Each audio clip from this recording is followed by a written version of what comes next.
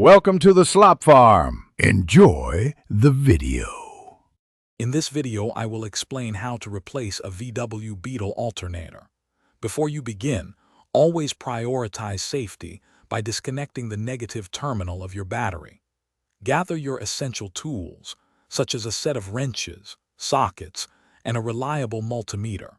Make sure your engine is completely cool to the touch to prevent any burns. This preparation ensures a smooth and safe repair process for everyone involved. Next, we'll access the alternator. Begin by carefully removing any engine covers and air ducts that might obstruct your view or access. Locate the tensioner pulley and loosen it to release the tension on the serpentine belt. With the tension relieved, you can then gently remove the serpentine belt from around the alternator. This step is crucial for gaining clear access to the component itself. Now it's time to remove the old alternator. First, carefully disconnect all electrical wiring connected to the unit. Typically, there's a main power cable and a smaller exciter wire. Next, locate and remove the 2 or 3 mounting bolts that secure the alternator to the engine block.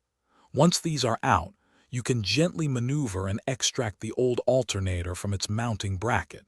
Take your time with these connections. With the old unit out, let's install the new one.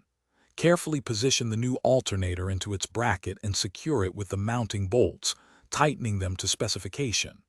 Reconnect all electrical wiring, ensuring a snug and secure fit for both the main power and exciter wires.